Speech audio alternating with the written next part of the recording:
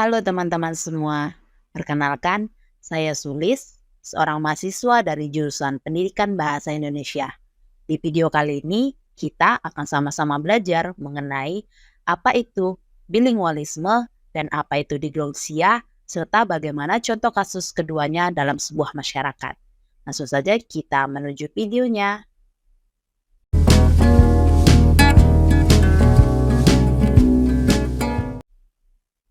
Nah, mari kita sama-sama membahas apa sih itu bilingualisme. Istilah bilingualisme disebut juga kedwibahasaan. Secara harfiah sudah dapat dipahami bahwa yang dimaksud dengan bilingualisme itu berkenaan dengan penggunaan dua bahasa atau dua kode bahasa. Nah, secara umum bilingualisme diartikan sebagai penggunaan dua bahasa oleh seorang penutur dalam pergaulannya dengan orang lain secara bergantian. Jadi, bagaimana seorang bisa dikatakan seorang yang bilingual? Apakah dengan dia menguasai dua bahasa atau lebih, dia sudah menjadi seorang yang bilingual? Pertanyaan ini yang menimbulkan definisi berbeda-beda dari para ahli mengenai bilingualisme. Nah, terdapat perbedaan pendapat mengenai bilingualisme dari beberapa para ahli. Salah satunya yaitu Bloomfield, yang seorang ahli bahasa dari Amerika Serikat.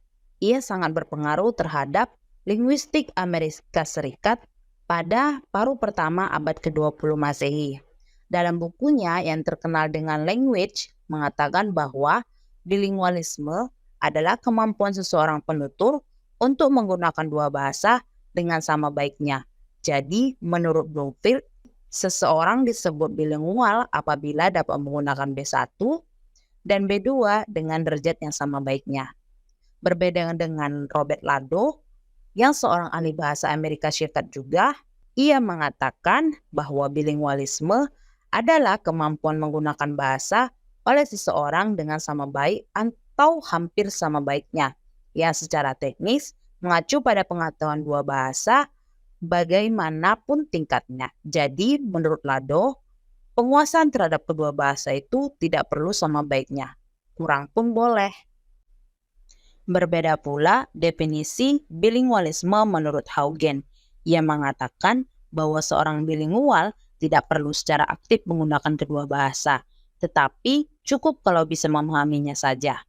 Nah, dari pendapat para ahli tadi dapat disimpulkan bahwa jawaban terhadap pertanyaan tadi mengarah pada bilingualisme yang akhirnya merupakan satu rentangan berjenjang dimulai dari menguasai B1, tentunya dengan baik karena bahasa ibu sendiri, ditambah tahu sedikit akan B2, dilanjutkan dengan penguasaan B2 yang berjenjangan meningkat sampai menguasai B2 itu sama baiknya dengan penguasaan B1. Kalau bilingualisme sudah sampai tahap ini, maka seorang penutur yang bilingual itu akan dapat menggunakan B2 dan B1 sama baiknya untuk fungsi dan situasi apa saja dan di mana saja. Dari sekian pemaparan mengenai definisi bilingualisme, agar kita sama-sama memahami bilingualisme dengan maksimal, mari perhatikan cuplikan video kasus mengenai bilingualisme berikut. Oh, pigeonne. Vous n'auriez pas vu la valise qui était ici par hasard? Okay. Can you speak English? No English. Je suis sûr que j'avais mise là pourtant. Vous l'avez pas vu? C'est une grande valise comme ça. 감사요? 뭐 나한테 다들 왜 이러는 거야? 참.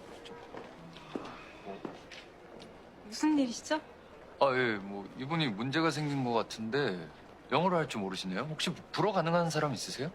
아, 지금은 불어 가능자가 없는데. Je peux vous aider? Vous savez parler français? Oui. Quelle chance, merci. J'ai perdu ma valise quand je faisais mon check-out. Elle était juste à côté de moi il y a un instant. 여행 가방을 여기 두셨는데 체크아웃하고 왔더니 없어졌대요. 아, 캐리어요. 저기 택시 기사님이 가져가셨어요. 아까 택시 요청하셨거든요. Le chauffeur de taxi l'a déjà prise. C'est ce taxi là-bas. Je vois. Ouf, tant mieux. J'ai cru qu'on me l'avait volé. Merci beaucoup. Je vous en prie. Bonne journée. Bonne journée. 나 엄청 빨리 나왔지? 배고파. 가자. 빨리 와!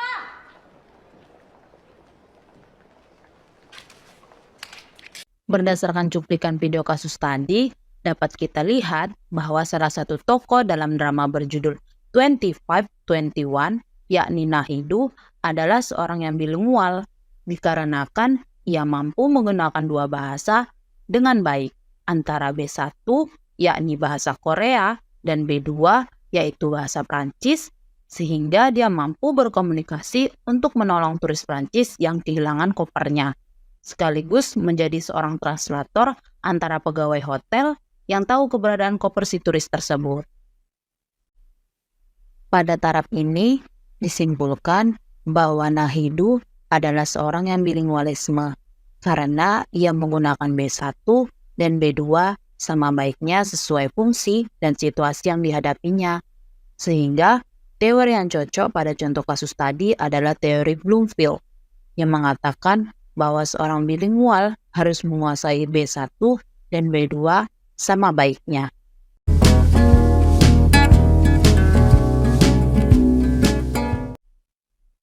Nah, sebelumnya kita kan sudah belajar apa itu bilingualisme dan bagaimana contohnya dalam masyarakat. Sekarang kita akan belajar mengenai apa itu diglosia dan bagaimana contohnya. Diglosia adalah situasi bahasa dengan pembagian fungsional atas varian-varian bahasa yang ada. Satu varian diberi status tinggi dan dipakai untuk penggunaan resmi atau penggunaan publik yang mempunyai ciri-ciri yang lebih kompleks dan konservatif. Varian lain mempunyai status rendah dan dipergunakan untuk komunikasi tak resmi dan strukturnya disesuaikan dengan saluran komunikasi lisan. Nah, terdapat juga beberapa definisi dari para ahli mengenai diglosia. Di antaranya, Peaceman mengatakan bahwa diglosia mengacu pada penggunaan bahasa yang berbeda dengan fungsi yang berbeda. Sedangkan Hans Seiber mengatakan bahwa diglosia adalah penggunaan dua bahasa atau lebih dalam masyarakat, tetapi masing-masing bahasa mempunyai fungsi atau peranan yang berbeda dalam konteks sosial. Kedua definisi dari para ahli tadi memiliki kemiripan yang sama, di mana situasi kebahasaan dengan pembagian fungsional atas variasi bahasa dalam masyarakat. Misalnya, ragam bahasa A untuk suasana resmi di kantor, di sekolah, dan tempat-tempat resmi lainnya. Sedangkan ragam bahasa B untuk suasana tidak resmi seperti di rumah atau ketika kita berkumpul dengan teman-teman. Fenomena diglosia pada umumnya hanya bisa ditemukan dalam komunitas masyarakat bahasa yang bilingual dan multilingual.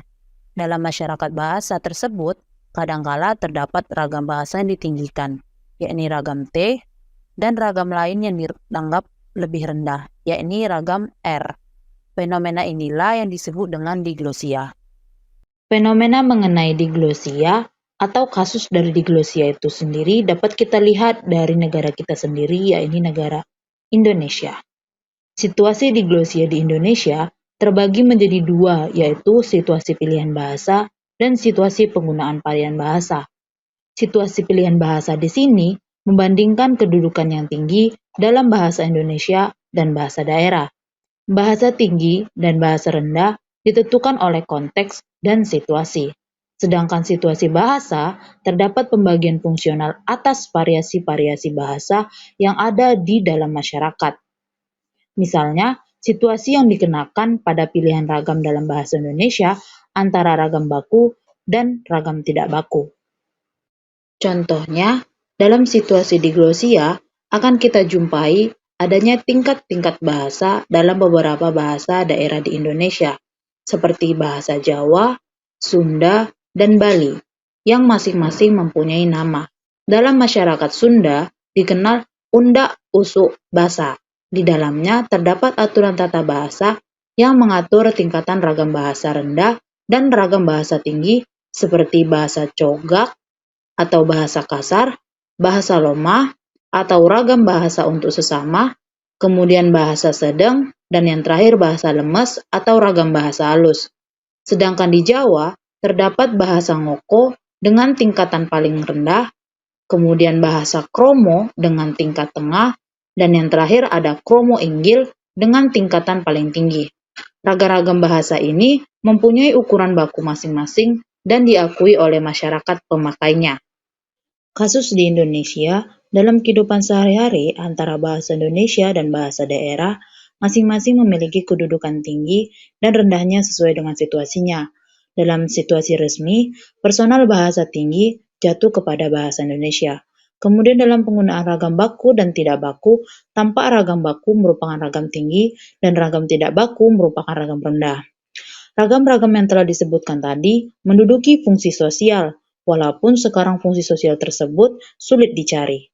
Dahulu, ragam bahasa seperti dalam bahasa Sunda dan bahasa Jawa benar-benar digunakan sesuai dengan tingkatan sosial masyarakat serta situasi. Misalnya, dalam bahasa Jawa, kromo-inggil dipakai dalam dunia sastra, sedangkan untuk percakapan sehari-hari menggunakan bahasa ngoko. Begitu juga dalam bahasa Sunda, ketika seorang anak berbicara dengan seorang guru, tidak bisa menggunakan bahasa Loma, tetapi harus menggunakan bahasa lemes. Namun, sekarang hal tersebut sulit sekali untuk dicari. Pemakaian suatu ragam dalam bahasa-bahasa daerah itu bukan didasarkan atas topik pembicaraan, melainkan oleh siapa dan untuk siapa. Itulah tadi pemaparan contoh kasus diglosia yang ada di Indonesia. Jadi kesimpulannya, diglosia ini pemakaian dua atau lebih bahasa atau ragam bahasa dalam suatu masyarakat dengan melihat fungsi dan peranan bahasa itu digunakan.